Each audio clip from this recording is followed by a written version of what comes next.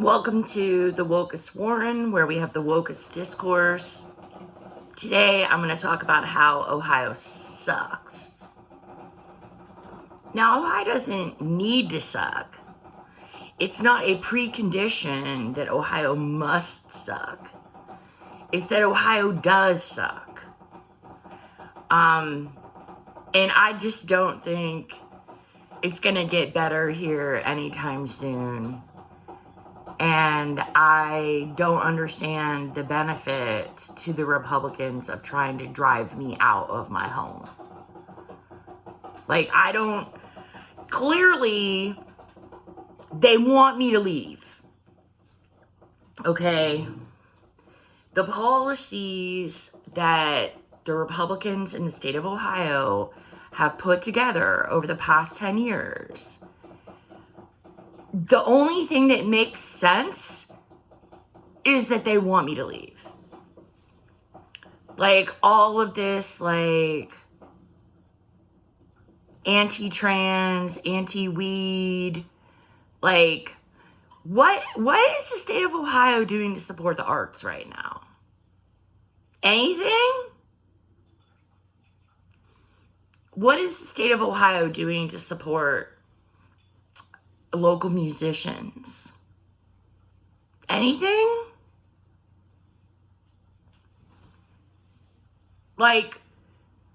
They've done everything they possibly can to destroy our public schools. They're tearing apart our public universities. They do nothing to support the arts in any way. And the main thing, this is the main thing, they're making it harder and harder and harder for Ohioans to get medical treatment. Now, the reason why I'm talking about the arts is because I have a problem.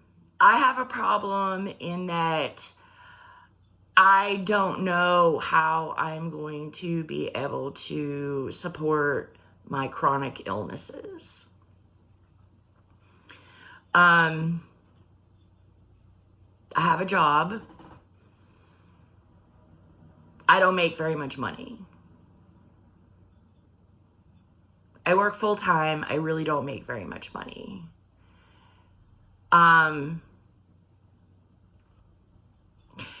You could say, well, if you made more money, you could afford to pay your medical expenses. And that is true.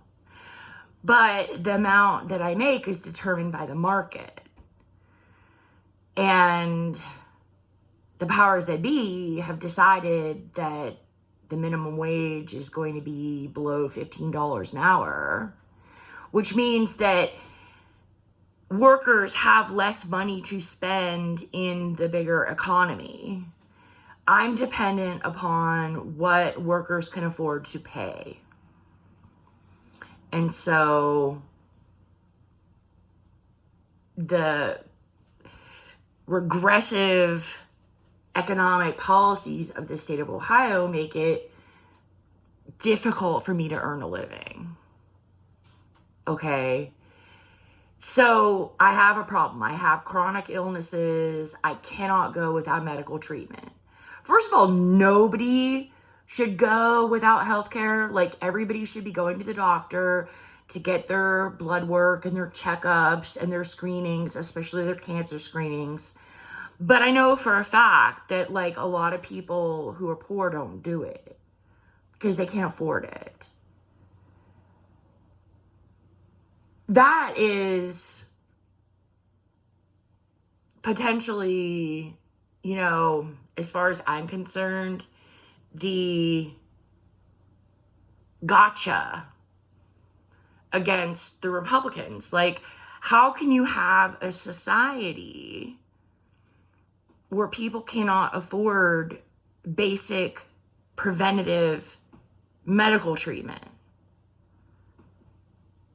That's not sustainable. You're just going to have a bunch of people die. And that's not good for society. It's not good for society to have people dropping dead or dying slowly, long, excruciating deaths of cancer and drug addiction, deaths of despair. They want us to die. The Republicans just want the people who are disabled, like me, who have chronic illnesses, to die off so they don't have to pay for us anymore. So my point is I have this problem, how I'm going to be able to afford medical treatment. And I'm thinking of all of the ways that I could address that problem to get medical treatment. But what I'm thinking on the side is, say I jump through all these hoops. Like I somehow start making more money and can pay cash for my medications and my lab work and doctor visits. I've done that in the past. I don't know if I make enough money now to be able to afford to do that. It's a question. It's up in the air. But what is the point of me jumping through all of these hoops? Like, what is the point if at the end of the day, I'm still living in a hell world? Like, if I'm going to have to go to extraordinary lengths just to stay alive, wouldn't I want to do it somewhere it's worth living? I can't tell you how important it is to me that Warren, Ohio does not have functioning public transportation system. Like, I stayed in Minneapolis for a couple months, and I got used to there being lots of transportation, lots of cheap or free public transportation that would take you anywhere you needed to go. I didn't even drive my car. I parked my car in a parking lot about, half a mile away from the apartment in a paid lot. I parked there and I just left it there because I could live my life without a car. And there were plenty of places to go and things to do. Like on the weekend, I could go to the museum or the arts center or the library. I could go to all different things all around town. Now in Ohio, what we've seen is they want to crush funding to our libraries. As far as I can tell, there's no funding for the arts at all. That all has to be supported by private foundations. And I can't go anywhere unless I drive there. So it's really not a fun lifestyle. Like, I don't live a fun lifestyle in Ohio. And I struggle to live a lifestyle that meets just my basic needs. So I'm starting to think about going somewhere else. I haven't made any plans, but I'm open to the idea. And that says a lot to me because I generally like it here because my friends are here and my family is here. I'd rather stay in the place that my friends and family are.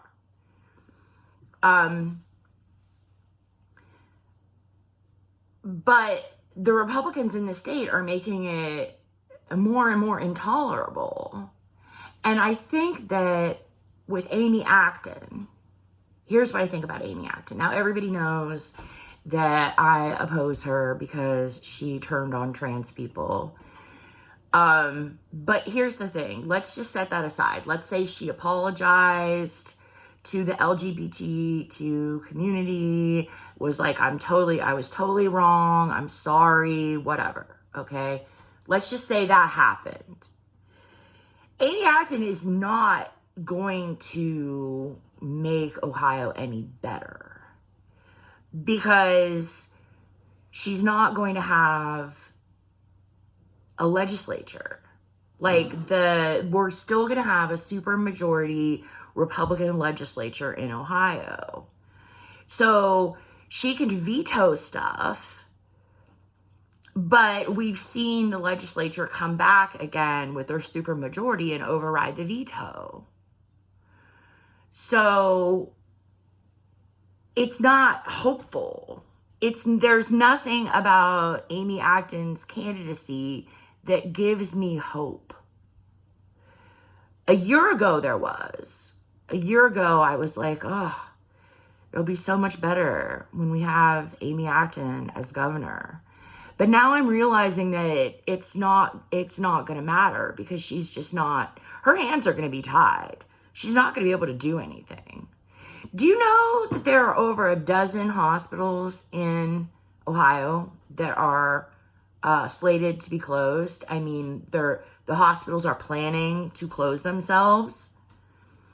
Like, it's not just Warren. You know, we have this sense left over from deindustrialization that, you know, we're the Rust Belt, nobody gives a shit about us.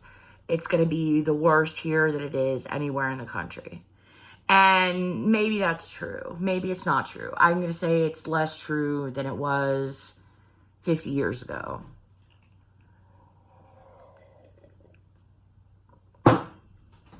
"50 years ago, this country let this area rot. The United States of America just let Northeast Ohio fall apart and did not give a fuck about the communities that experienced rapid deindustrialization. They did not care about us at all. Nobody is coming to save you. Nobody is coming to save you. Nobody is coming to save me. The problems that I'm experiencing trying to get healthcare, trying to live my life in Northeast Ohio are not going to just go away. Okay? I'm going to have to work very, very hard to keep myself alive. And do I want to make all the effort to do that someplace that doesn't even have a fucking city bus? Like, I can't live my life here. It fucking sucks here. It fucking sucks here. And if all I can do is just get Ohioans to say in unison that it fucking sucks here, and the reason it sucks here is the fucking Republicans. They have fucked us over so hard. And y'all keep fucking voting for them. So if you all are going to keep voting for these Republicans, and we're going to just watch the state continue to deteriorate, homeless people multiply downtown because we can't have fucking affordable housing. Like, this is the most affordable place to live in the United States. And there are homeless people here. What does that tell you? Anyway, if anybody has any comments or reasons they think I should stay in Ohio, or some idea of where I should go, yeah. So there's two questions here. Should I stay? Should I go? If I'm going to stay, then the only problem becomes, how do I arrange for enough medical treatment to stay alive? You guys, like, I'm even considering going down to Mexico to see a doctor. Like, I think that it might be more affordable for me to fly to another country and pay cash to see a doctor than it will be for me to get medical treatment in Ohio. Especially with all these hospitals closing. People do not understand the capacity problem that is about to happen to healthcare in Ohio. Because all the people that are getting treatment at these hospitals right now, all the surgeries they're getting, all the cancer screenings they're getting, every procedure that they're having, these hospitals are closing. We're talking about like 20 hospitals. If these hospitals close, people are going to die. And the Republicans don't give a shit. Thanks for listening.